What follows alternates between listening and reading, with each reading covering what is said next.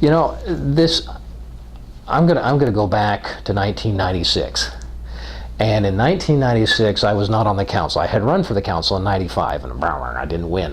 All I needed was 33 more votes. And I spent enough money that I could have taken everybody who voted to McDonald's for a Big Mac and been money ahead.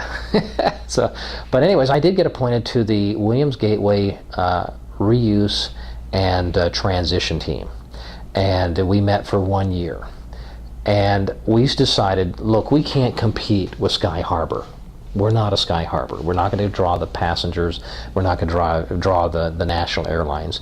What can we be that Sky Harbor is not? And what kind of businesses do we want on the airport, and what businesses do we want to come through the fence? And so we started targeting those businesses and started going out and talking to those businesses and said, okay, what kind of infrastructure do you need in order to be able to come here? If you were to come here, or any of your industry group were to come here, what infrastructure do you need to have in place so you can do a build and you're up and running? And they told us. And then we said, okay, what kind of skills do you need to have in a workforce in order to be able to hire locally? And they told us.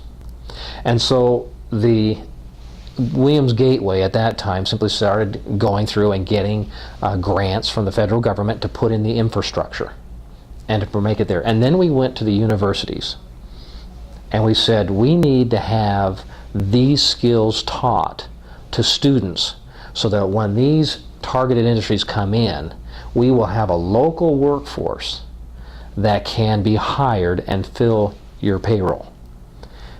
And then we had ASU, Polytechnical, go out there. We had University of North Dakota go out there.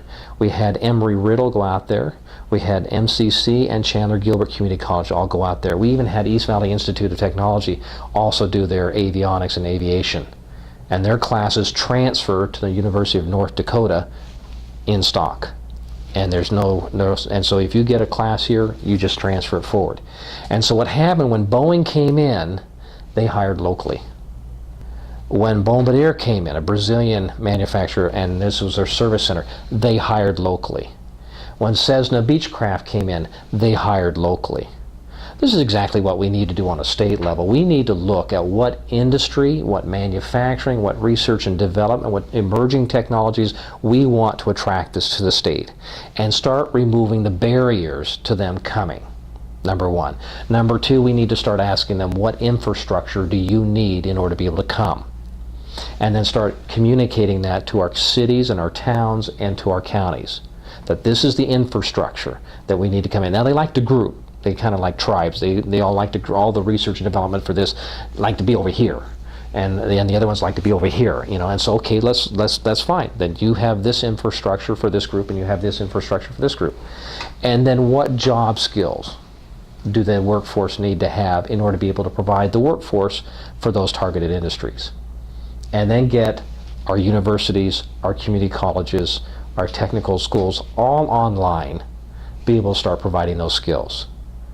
Because if we don't, we will be forever a service industry. We will always be tied to the boom or bust of construction unless we turn around and start attracting. I mean, you don't have to look that far to our west to see a state that is very onerous in regulation on business. But we can't attract them. They step over us and go to Texas, New Mexico, Utah. And yet we should be able to attract them here. So that's kind of the long of it, is that in order to be able, education is crucial and critical to our future. Investing in education today will ensure that we can start providing the workforce for the target industries that we need to come here in order to be able to beat out that cycle of boom or bust, or at least diminish it.